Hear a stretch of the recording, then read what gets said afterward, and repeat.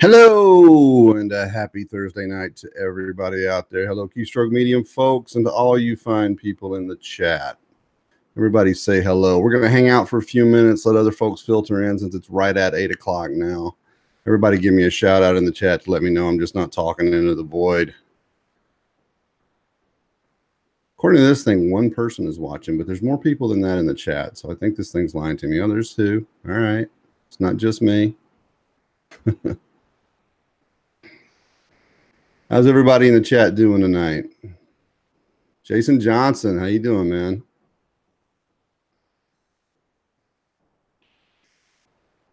No void. Thank you, Ellis. Excuse me. My goodness. Well, all right.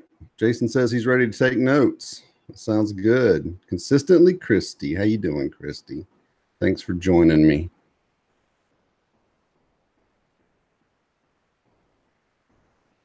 Hello.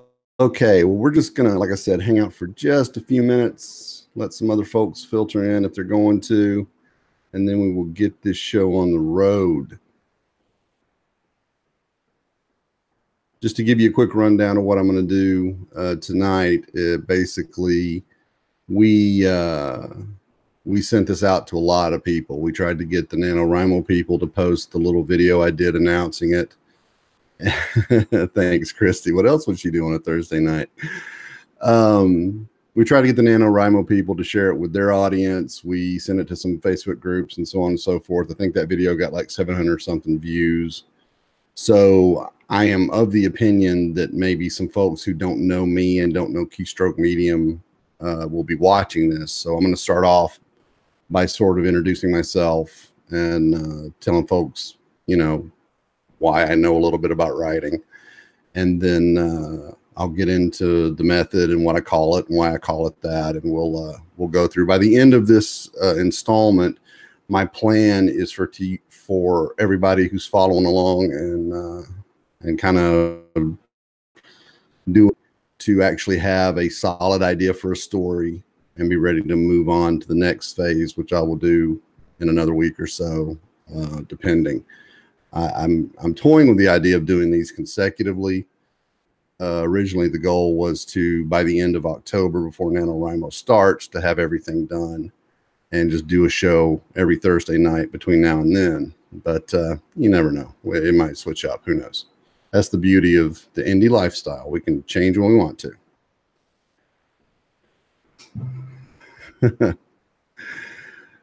So, all right. Okay, well, let's go ahead and get going with it then. As I said, we sent this out to a lot of folks that probably have never heard of Keystroke Medium before. So even if they're not here now in the live chat or watching live, they may come up and catch the replay later on YouTube. So let me tell you a little bit about me. My name is Chuck Manley. I write under C.Steven Manley. I've been writing and studying fiction writing for going on 40 years now. I got the writing bug when I was about 8 years, and it's just been with me my whole life. I did the submission rejection tango with the trad pub houses through the late 80s and all the 90s, got sick of it, spent a decade or so just writing for myself and my friends and family, whether it was short stories or gaming scenarios or whatever.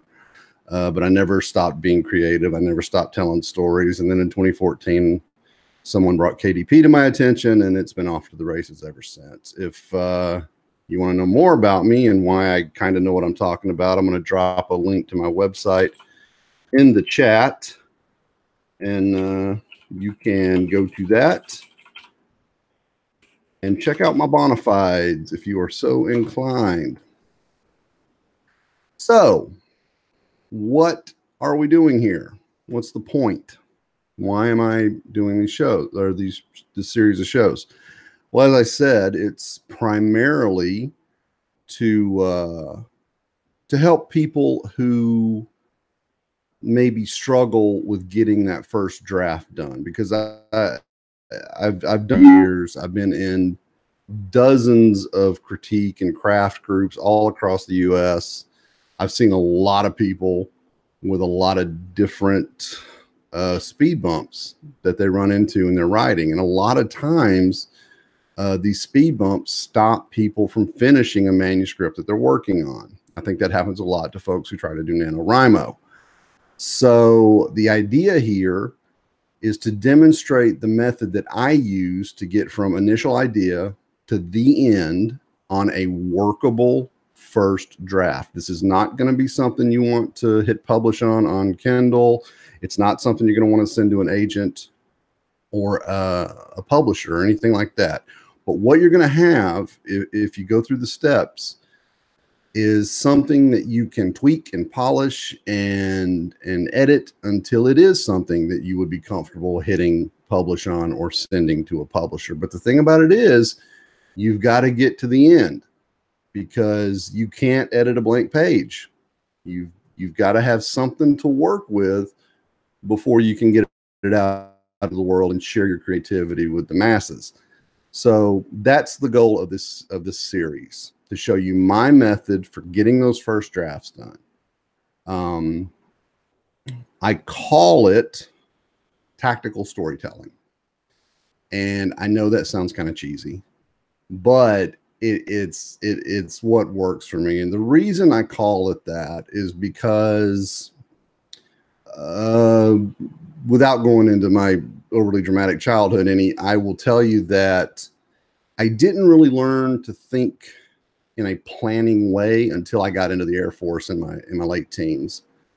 And once I got in there, I was taught a method for approaching problems and dealing with achieving goals and that sort of thing. And it went like this: you set a goal, you gather information, you formulate a plan, you execute a plan.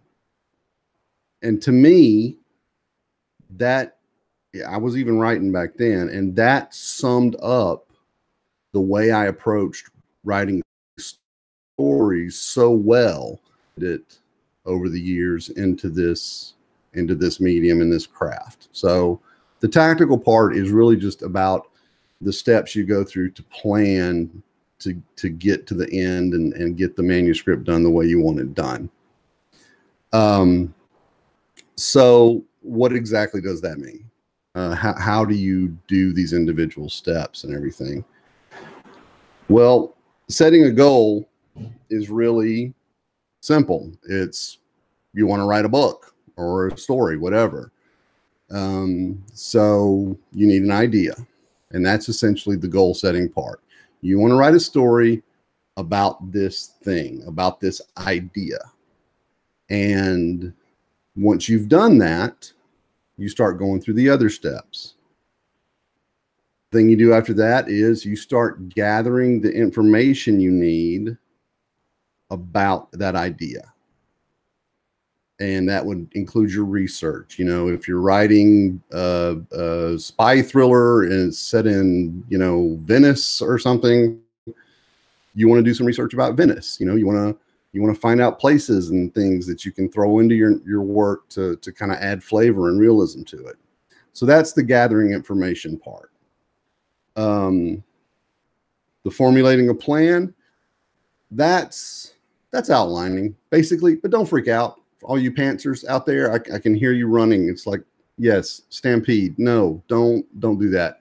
Look, I firmly believe, some people seem to think that pantsing and plotting are these two absolutes, and it's not. It's a sliding scale, and it just depends on where you fall on that sliding scale as to whether or not you're effective in finishing your manuscripts. Okay.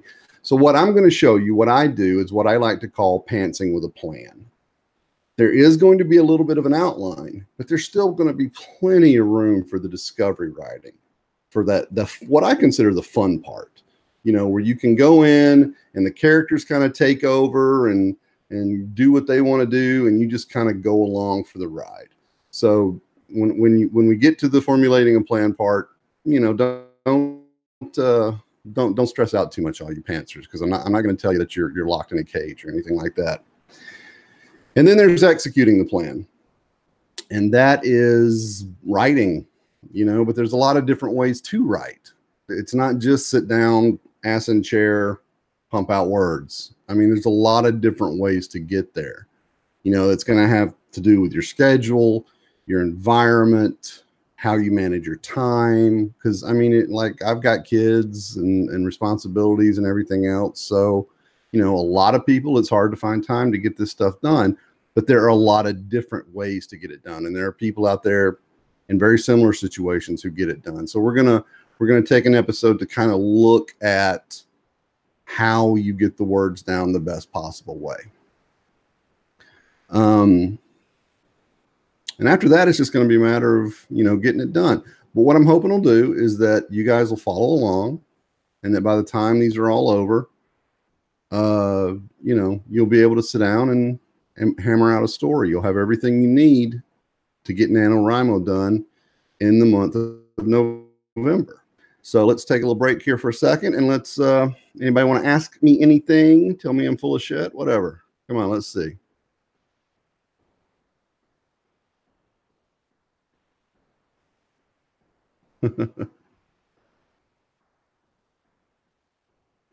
JR, you should know that I am well versed in mucking things up, so you have nothing to worry about. You can pretty much count on that happening.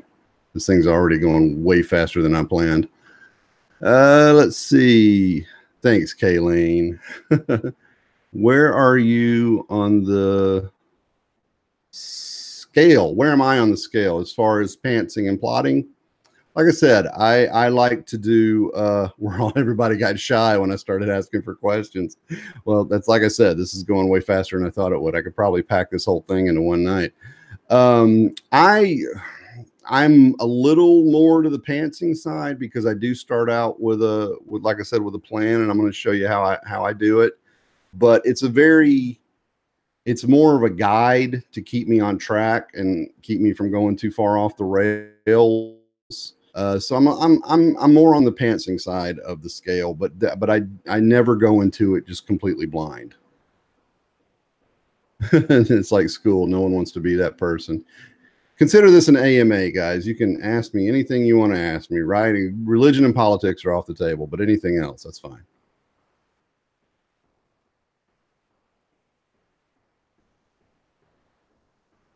Nothing yet. I'm looking. Okay. Let's see. Jason says, I have a story idea, but I can't figure out my main character. How do you develop a character? That's going to be a part of the research aspect, because when you get to the research aspect, there are three things. There's people, places, and things. You know, you want to know your characters. You want to know where your characters are and where things are going. And you want to know the things they're using to get there. For instance, if you're writing, say, military adventure, well, you're going to want to know stuff about the military, and you're going to want to know guns. And believe me, with guns in it, do some research into guns. Gun people will correct you. Not in an asshole kind of way. Though everyone I've ever encountered has been polite. But they will damn sure set you straight if you put the safety on the wrong side or something like that. I've had that happen to me more than once, because there's usually a lot of guns in my stuff, and I'm not really a gun guy. But yes, so that kind of thing. As far as developing a character, there are different techniques for that. And you know, like I said, when we hit that one, I'm gonna go a little more in depth into it. But you know, basically, it's going to be what do they do for a living?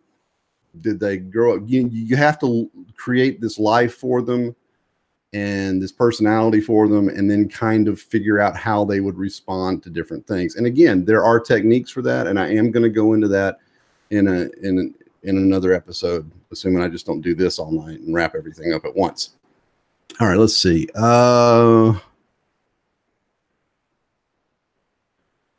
Rick hits on a good point here. He says he thinks the best way to develop a main character is to start writing from the first person and see what he says.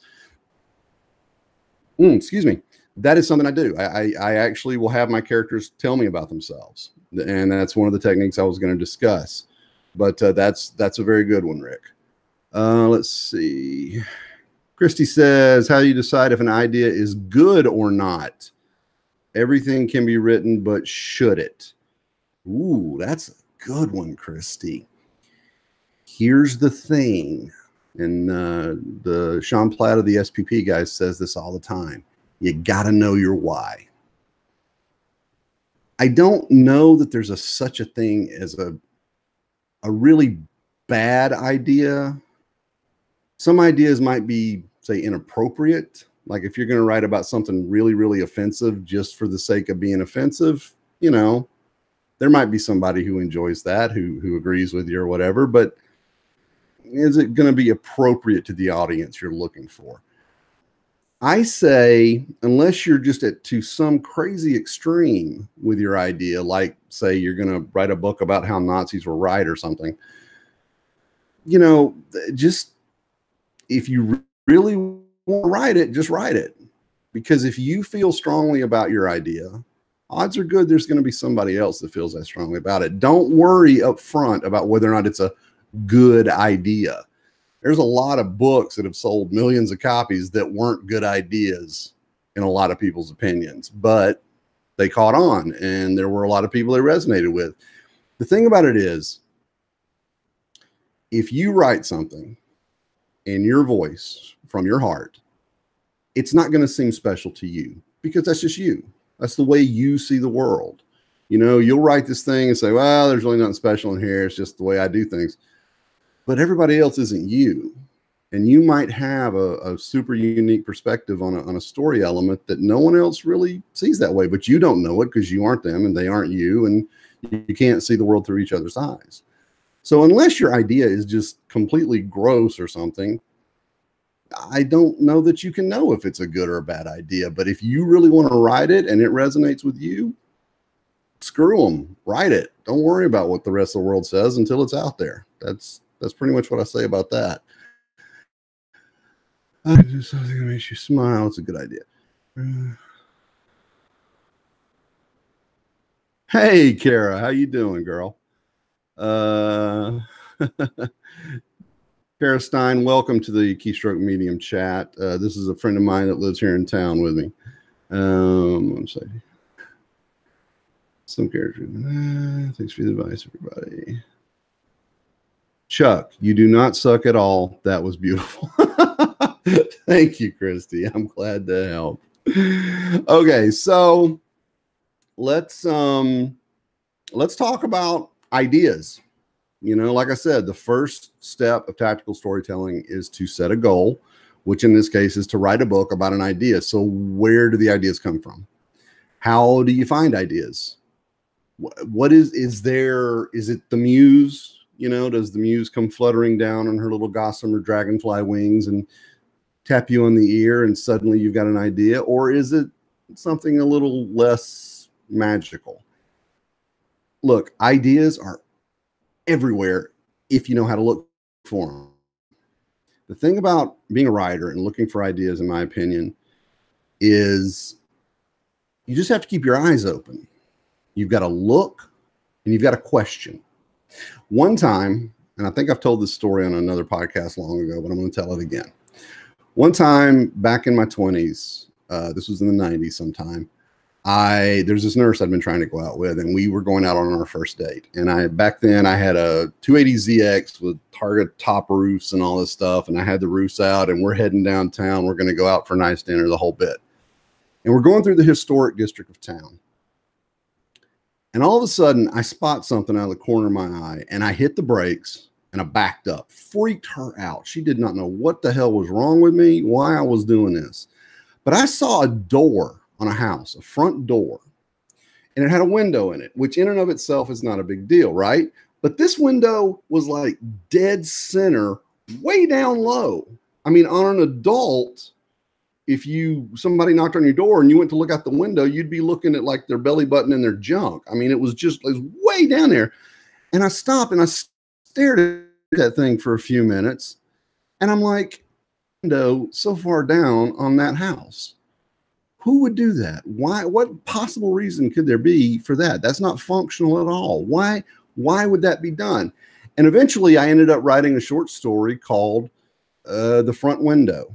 And it was about a window just like that on this grandmother's house. And the grandmother died and the adult grandchild would look out that window and memories from her childhood would be replayed on the front porch as though she was watching them on a TV screen. But that whole story, that crazy, insane story, came from the fact that I spotted something and I started asking questions about it. That's where ideas come from, and they're everywhere. You look at something and you think, what if, why, who, how the hell? You start asking these questions and then you make up the answers yourself. That's where you get good ideas. You know, that's how things, what if cowboys could go to space? Firefly. You know, what if wizards could be in a Star Wars? I mean, there's all kinds of things that just start with what if. And that's essentially what the idea is. It's a question. What if this happened? And then you answer it with the story that you tell. So if you want ideas, my suggestion is you just keep your eyes open. You keep your eyes peeled. You see something that catches your attention. Take a second to stop and question it. Question all the things about it and see if you don't get some inspiration from that. And listen, these things, these are great. You can record all kinds of stuff, pictures, videos, voice recordings. Back in the day, I was one of those guys that always walked around with a notebook and I would jot things down. Nowadays, I see something that inspires me. Boom, I'm taking 10 or 12 photos of it and putting stuff in my note app or whatever. So, you know, keep your phone handy for things like that. But that's where the ideas are. They're out in the world and they'll just come out of the blue if you're paying attention. Oh, let's see. Oh, okay. I'm going to look for some more questions here since I rambled a little bit. Where other books? Hey, Guy, how you doing, man? Christy, how did that date go? It went well. Thank you for asking. Let's see. Oh, Rick, that's actually pretty cool.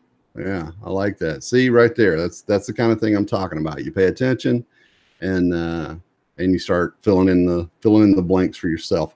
Rick was saying he had an idea for a story about a Japanese massage parlor that he saw in California that had an interesting name. I'm not going to give away too much. I don't know if he'd want me to. Yeah. So let's take a second and if you're following along and if you're taking notes, what I want you to do is I want you to get out your notepad or pull up your app or Word, whatever it is you're working with. I'm going to screen share my what I'm going to take notes on, and I'm going to be doing this for every episode of this thing that we do, and that way you guys can follow along and we can all do it on this at the same speed on the same page and everything like that. So I'm going to screen share and pull up your stuff. Let me figure if I can. My old ass can figure this out. Let's see. And okay, so you guys should be seeing basically just a Word document with the question at the top of it. Do you guys see that? Somebody out in the chat? Anyone? Bueller? Bueller?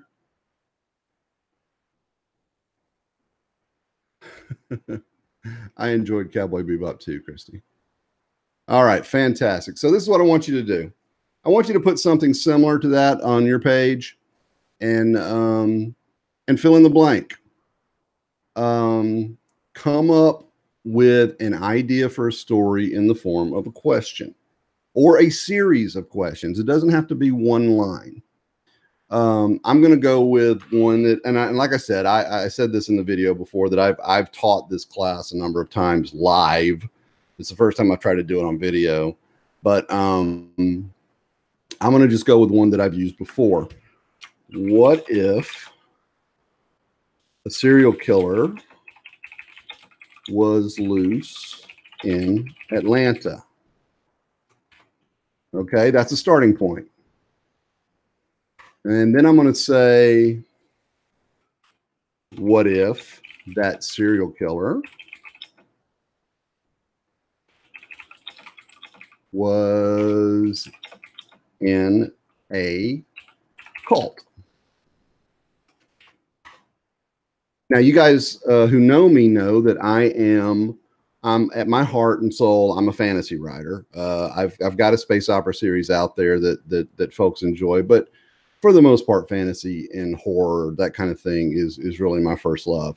So I'm gonna put a little bit of an element of the fantastic into this idea, and I'm gonna say, what if, shoot, that cult had real power? And by that, I mean they had magic. You know, how would that change the serial killer, and why would he be kind of out doing his thing that way? So from that, I have already established that I have a setting, Atlanta. That's my place. I've got a problem, and that is the serial killer is loose in the city, and that serial killer has something special about him, the real power aspect. And so now I need a person, excuse me, because every idea, excuse me again, every idea that you have for a story, I believe, is going to have three essential elements that you need to kind of have a grip on before you start writing. You're going to need a person, you're going to need a place, you're going to need a problem. The 3 Ps is what I like to call those.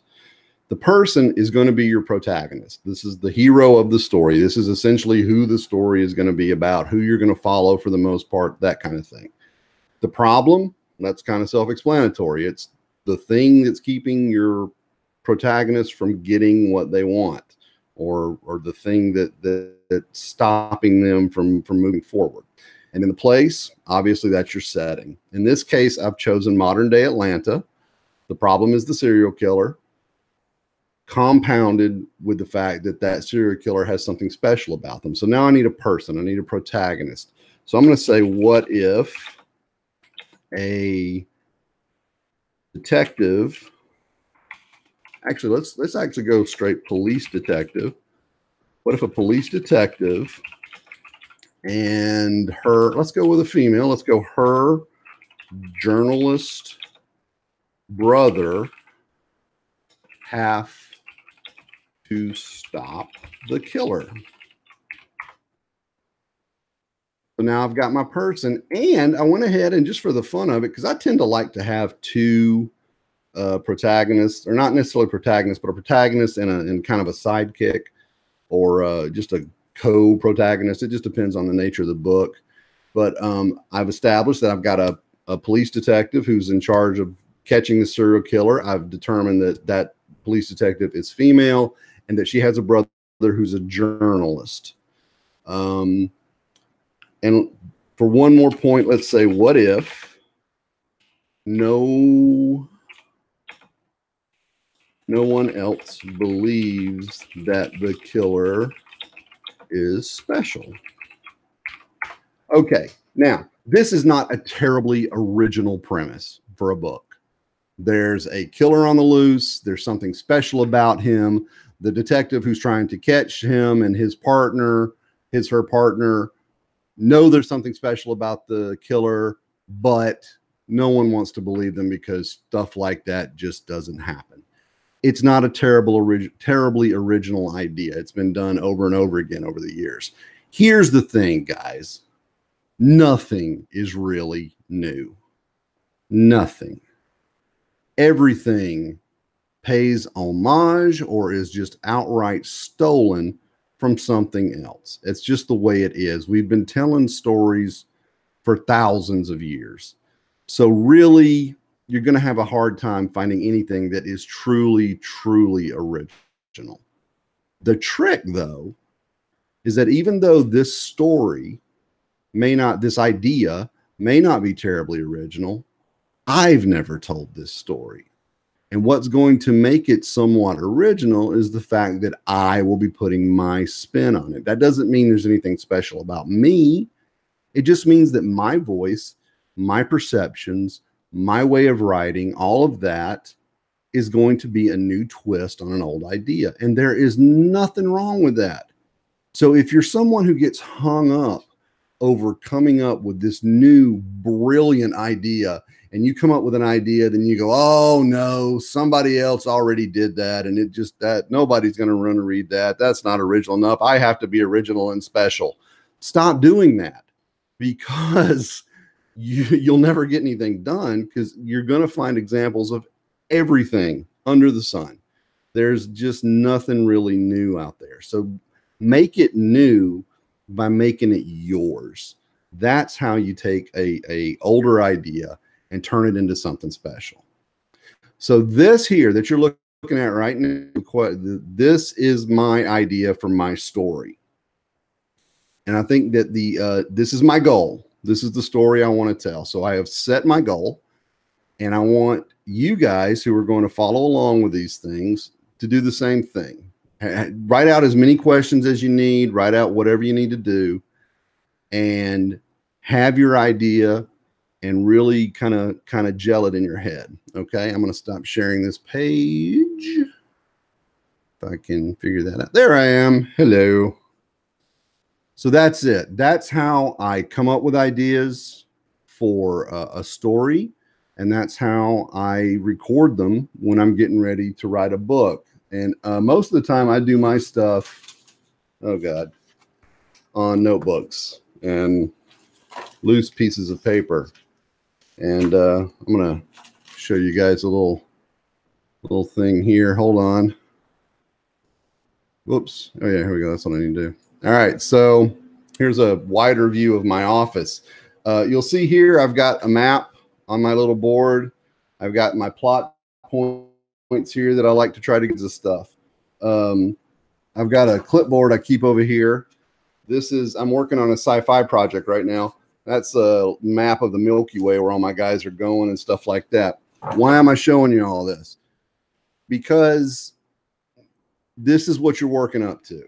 You know, you start with your idea, you start with just that, and it grows into this other stuff. Because once you start doing your research and that sort of thing, this map is of a fantasy world I created, and I just wrote a short story for the KSM anthology set in this area. So that's why I have this map up here.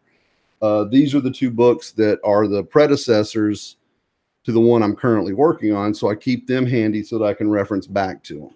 But this all started, all this research, all of this planning, all of this stuff, it all started on a piece of paper with those questions on it, just like I showed you. So this, as I said, is very much a process. And you start small, and it just grows and grows and grows if you stick with it. So that's that much of that. So anybody who wants to follow along, who can do this for NaNoWriMo or any other thing, I don't, whatever, you do what you want to do, but go ahead and get your idea down, write some questions about it, focus really on the idea. Don't worry too much about going too far too fast. Really get the idea solid in your head, and we will approach it again in the next thing. So let's see. Anybody got any questions about that? Wow, there are shenanigans. I do not ride the short bus, Bard. I never did.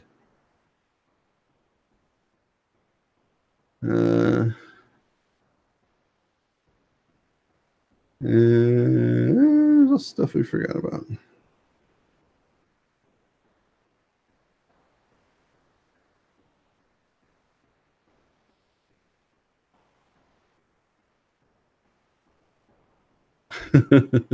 I agree, Rick.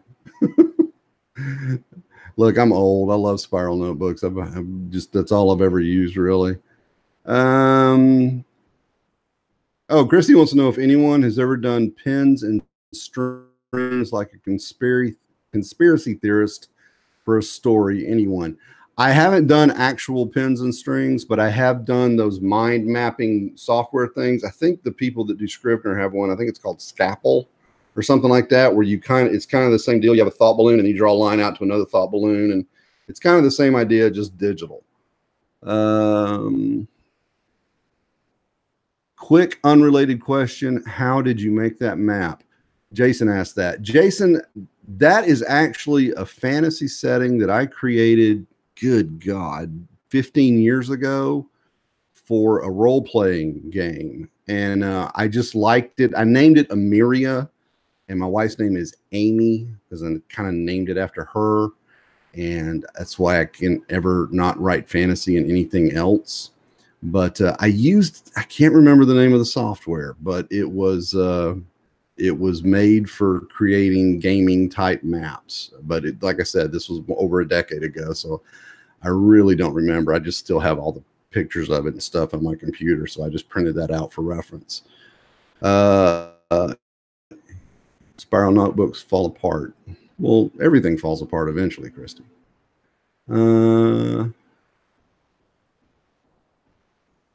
Okay. Anybody have any questions about anything? Oh, here we go, Ellis. Have you ever tried to start an idea at the end, came up with the climax? I keep hearing that advice, but never come up with the ending first. Sometimes, yes. Sometimes my idea, like the window thing. Sometimes I'll see something like that, and it will inspire a climactic scene. Perfect example. I just wrote a book called Master of Hounds, and I set it here in my hometown of Huntsville, Alabama. Now, the whole story came from my best friend and I were downtown one night. We were going to a cigar bar that we like called Sip, and he mentioned to me that there was a cave underneath the courthouse in the downtown square, and I had never heard that before. I didn't know. And I immediately thought that would be such a freaking place for a climactic showdown between, good guy and bad guy kind of thing.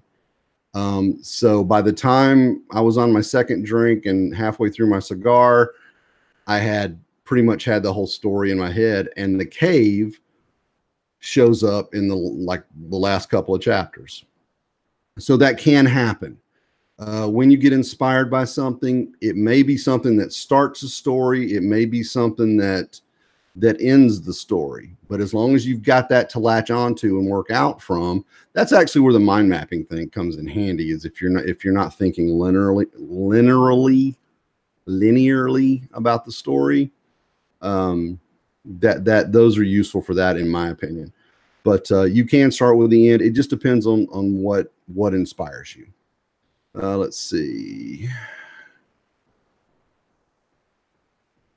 Christy says that sometimes the end comes first and you don't know it's the end. And then when you try to make sense of it, you realize that a lot of the stuff comes before and you have to plot backwards from there. This is true. And I'm actually going to address that very point when we get into the planning phase. I'm going to tell you how to take what you know and build out from that to give yourself a framework to write in before you're actually ready to start drafting your first draft. So that'll come a little further down the road. Does anyone else have anything else that I can answer for them, or criticisms they want to level at me, or, whatever?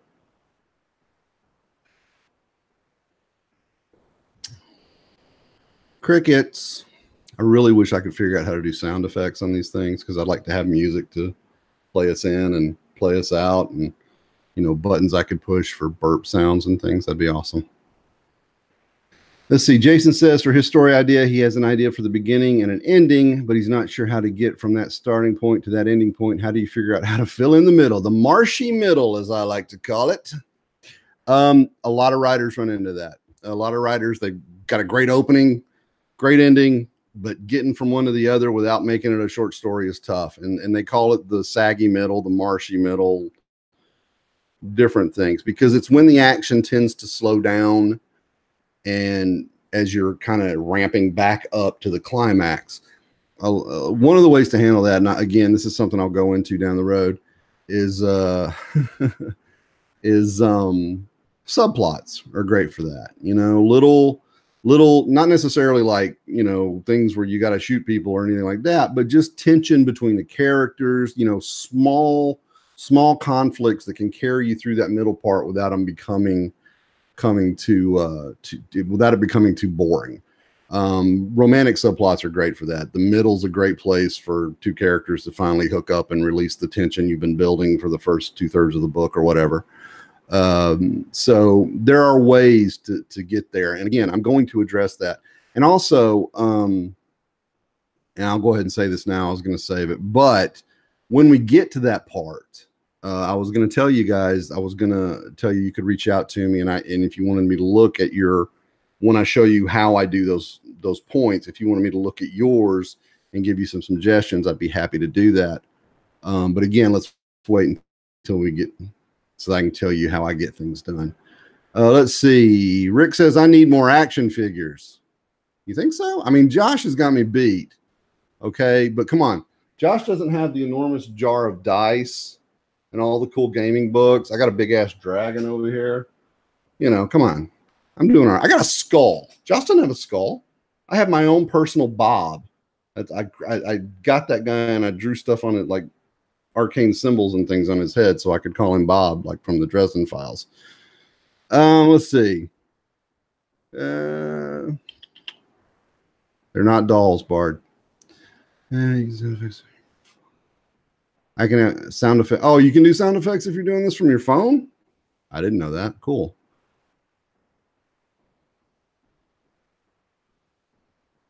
Let's see. Guy says that he plans novels as a series of short stories that get characters into place for the climax. Each set of chapters are classic 3-act structure with an overarching 3-act. Hey, man, if that's working for you, more power to you. Rick says he likes Bob. Bob is awesome. Consistently Christie. Subplot. Your protagonist has a broken leg and needs water, but his wife is mad at him, and now is a great time to ask about that girl who's been liking all his posts. That's a fun middle. That sounds like a miserable middle from the male perspective, if I was the guy in that story. But no, that's exactly the kind of thing I'm talking about. You know, it's not an earth-shattering, story-breaking kind of plot, but it is something that's interesting enough to get you through the saggy bits.